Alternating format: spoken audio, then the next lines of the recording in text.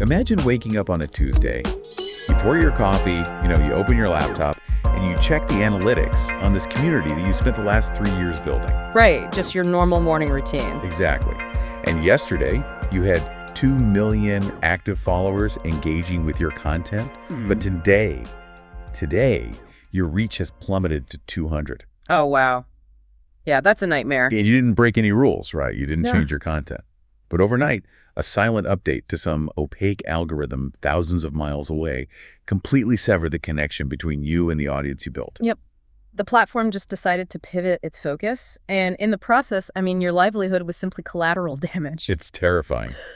But we are tackling that exact fragility in today's deep dive. We're looking at a really detailed July 2026 article from the Metallicus community penned by Bruce Stewart. Right, a really fascinating piece. Yeah, and the focus is on a platform called Snipverse, specifically looking at its massive version 3.0 overhaul and the underlying blockchain infrastructure powering it, which is the XPR network. Yeah, and this specific release is really a perfect lens through which to view a much larger paradigm shift happening right now. Absolutely.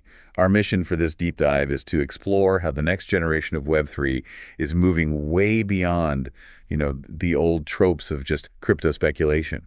We want to see how it's actually solving the massive problems facing today's creator economy by delivering real utility and ownership. Because the mechanics of the internet are literally being re-engineered to prevent that exact Tuesday morning nightmare scenario you just talked about. Okay, let's unpack this. Before we break down the specific architecture of Snipverse 3.0, we have to look under the hood of the current creator economy, right? Right. Why go through the immense technical headache of building a completely new model? Well, the necessity really stems from how value is extracted in the current Web2 ecosystem. The prevailing model operates on a principle of siloed monopolies. Right. Algorithms basically dictate visibility to maximize the platform's ad revenue, not the creator's engagement. So the platforms hold the keys to the social graph. Meaning they own the audience data, not the creator.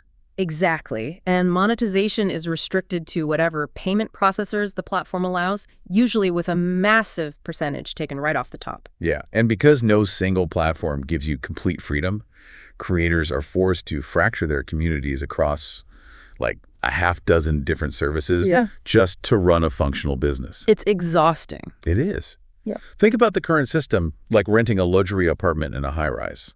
You move in, you paint the walls, you install custom lighting. You host incredible events. Right. You make the building highly desirable. You are generating immense value for that property. But at the end of the day, you don't own the equity. No, the landlord does. Exactly. They can double your rent, they can ban your guests from entering the lobby, or they can literally bulldoze the entire building to build a shopping mall without your consent. Yeah, as a creator right now, you're really just a tenant generating equity for a centralized tech corporation. What's fascinating here is that the architectural goal of Web3 isn't just to build a slightly better apartment building with a different landlord. The objective is to convert the entire real estate market into a system where the tenants hold the deeds. Oh, I like that. Yeah, it's about giving creators absolute cryptographically secured ownership of their social graph, their content distribution, and the financial value they generate, completely independent of a centralized corporate server. But changing the dynamic from tenant to owner is a massive proposition. Yeah. And philosophical purity doesn't pay the bills, right? It definitely doesn't attract millions of daily active users. No, it doesn't. If the platform itself is clunky or slow or requires a degree in computer science just to log in, no one is going to pack up their bags and move. Absolutely not. So how does a decentralized platform actually convince you to switch your entire digital life over to a new system? Well, by recognizing a hard truth. Decentralization, purely as an ideology, will never win over the mainstream market. It just won't. A platform has to offer a superior, friction-free user experience. Right, because if the interface is worse than what people currently use, the underlying philosophy is basically irrelevant. Exactly. The technology has to be invisible to the end user. Here's where it gets really interesting. The Snipverse team seems to have internalized this completely. According to Stewart's article, version 3.0 is not just some minor patch. It's a ground-up architectural rebuild. Rebuilt entirely on modern, scalable infrastructure. Yeah. They're rolling out features like native live streaming, voice lounges for real-time audio conversation. Multi-channel community chat environments, deeply integrated creator tools. Right. But I have to play devil's advocate here for a second. Go for it. I'm looking at this feature list. Live streaming, voice lounges, multi-channel chat. And I'm honestly a bit underwhelmed. I mean, Discord, Twitter, Twitch, they've had these exact features for years. True. So why is a highly advanced blockchain project loudly boasting about adding audio rooms instead of highlighting some revolutionary cryptographic breakthrough? It feels a bit like reinventing the wheel and then demanding applause. I get that. I mean, it looks like reinventing the wheel on the front end, but the back end reality is entirely different. How so? Achieving real-time, low-latency audio streaming and multi-channel chat without routing it all through a centralized, Amazon Web Services server, that is incredibly complex. Oh, because it's completely decentralized. Right. But the reason they're highlighting the user experience over the cryptography marks a really critical maturation point in the blockchain industry. Walk me through that maturation. Like, why hide the tech? Well, historically, Web3 applications competed entirely on the novelty of their architecture. The marketing pitch was always, look at our incredible smart contracts, look at our consensus mechanism. Right. Meanwhile, the app itself took 10 seconds to load a single text post. Exactly, and required users to pay network fees just to click like. It was a terrible experience. So Snipverse, heavily promoting features like voice lounges, proves they finally solved latency and scaling issues. Okay, that reframes things significantly. They are no longer competing on the novelty of blockchain. They are competing head-to-head with Web2 titans on user experience while keeping that decentralized ownership layer completely invisible. You nailed it. But if the front-end experience is completely seamless and identical to a standard Web2 platform, how do we actually verify the Web3 element? What do you mean? Well, where is the proof of that digital ownership we were talking about earlier? If it looks the same on the surface, what is mechanically stopping the Snipverse developers from just waking up one Tuesday and changing the algorithm themselves? Okay. The mechanism that prevents that is decentralized community governance, which is really the cornerstone of this 3.0 update. The platform's future is not dictated by a closed boardroom. It's dictated by the holders of the SNIPS token. Okay, let's break down the mechanics of the SNIPS token. Because whenever I hear the word governance in the tech world, my mind immediately jumps to, superficial corporate polls. Right, like standard PR. Yeah. It sounds like being asked to vote on whether the new app icon should be blue or green, while the actual monetary decisions are still made behind closed doors. Hmm. How does holding a token translate to real structural power? Well, it's not a suggestion box. It is an executable smart contract. Meaning what? In a traditional corporate structure, user feedback is just data to be ignored or accepted by executives. In this ecosystem, a token is literally a cryptographic key. Okay. If the community puts forward a formal proposal, say, to allocate a portion of the network's generated fees to a new creator monetization fund, and the token holders vote to pass it, the smart contract executes that allocation automatically on the blockchain. Wait, really? So the code just enforces the outcome of the vote, removing the need for a corporate middleman to approve it? Yes. Right. If we connect this to the bigger picture, true governance is really about structural alignment. Think of it like a co-op grocery store. Okay, tracking with you. In a traditional supermarket, the owners want to charge the highest possible prices, while the shoppers want the lowest possible prices, right? They are fundamentally at odds. Yeah, opposing incentives. Exactly. But in a co-op, the shoppers earn equity in the store. They vote on which local farms to source from, and they actually share in the profits.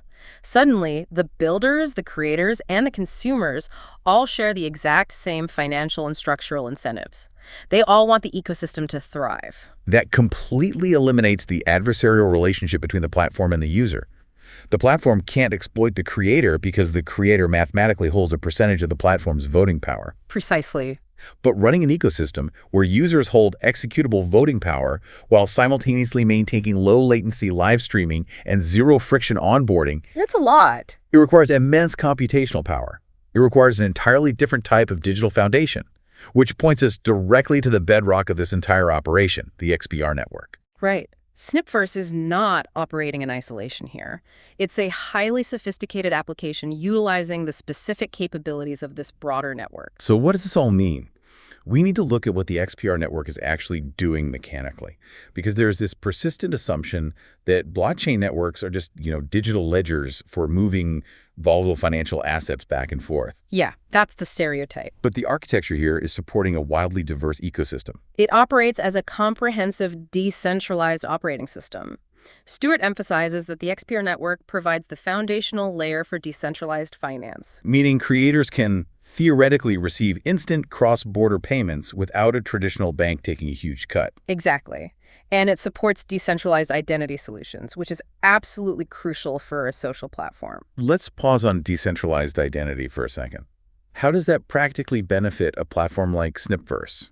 Think about the bot problem plaguing every major social network today. I mean, bots manipulate algorithms, ruin comment sections, and just destroy user trust. Well, it's unbearable. By utilizing XPR's on-chain identity verification protocols, Snipverse can ensure that users are actual humans. And without forcing them to hand over sensitive, unencrypted passport data to a centralized server that might get hacked tomorrow. Right. The identity is verified on the network layer, keeping the social layer clean and secure. And the network natively supports wallets, charity platforms, and enterprise infrastructure too. Okay, so we have a high-performance front-end in Snipverse 3.0, backed by community-enforced smart contracts, all running on the diverse infrastructure of the XPR network. A really solid stack. But there is a strategic human element to how this was built that reveals a lot about, well, the survival of the fittest in the tech world. The developers achieved this massive 3.0 milestone by quietly building through incredibly slow, challenging market cycles. Yeah, they executed this during the deep lulls of the industry, the bear markets. Right. To an outsider, a bear market just looks like falling asset prices. But structurally, it's an environment where liquidity completely dries up, media attention vanishes, and the superficial hype evaporates. Building in that environment is a massive strategic filter. I mean, when the market is booming, any project can launch a flashy, half-finished concept, slap a token on it, and attract millions in venture capital based purely on speculative hype. Oh, we saw so much of that. It's easy to look successful when money is free, but when the market turns cold, you can no longer survive on hype. You are forced to build actual revenue-generating utility, or your project just dies. That is the crucible that separates the enduring platforms from the fleeting trends. The teams that put their heads down, iterate on complex back-end infrastructure, and meticulously refine their user interfaces during the quiet periods. Those are the ones positioned to dominate when the broader public attention returns. Exactly. The focus shifts entirely from token price to user retention. It's a real testament to conviction. They weren't optimizing for a quick viral launch. They were optimizing for a decade-long structural shift. And that requires an immense amount of trust from the community. Trust that the developers are actually writing code and not just waiting for the next hype cycle to cash out. Which you can't just fake. No, trust is not a feature you can code into a smart contract. It has to be demonstrated over thousands of small interactions. Yeah. Delivering a ground-up rebuild like version 3.0, prioritizing user experience, and actively handing over governance control, that is how a platform proves its alignment with its users. As the broader technology sector continues to evolve, the projects that ultimately survive will be the ones that deliver frictionless utility and treat their communities as sovereign partners. We're really looking at a definitive evolution here. Snipverse 3.0 isn't just a software update.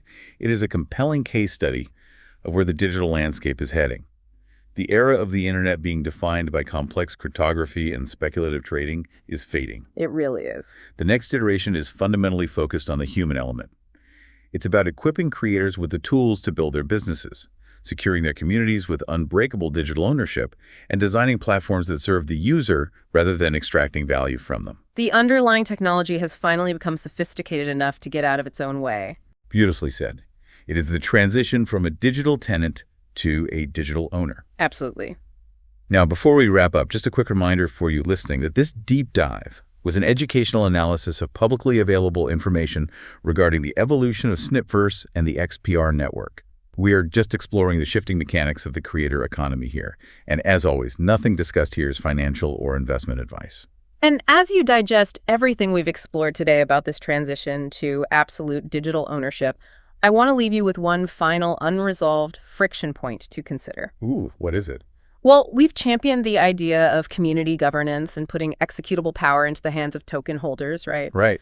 But what happens when that true democracy yields a result the original architects vehemently oppose?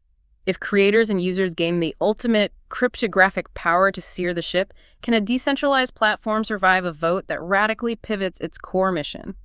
Does the chaos of true, unfiltered digital democracy ultimately become its greatest strength or its fatal flaw? Wow. That is the ultimate stress test of a decentralized system. Once you hand over the keys, you can never take them back. We highly encourage you to mull over that tension and perhaps dive into the Snipverse ecosystem yourself to observe how this massive experiment in ownership is playing out in real time. Thanks for joining us on this deep dive. We'll catch you next time.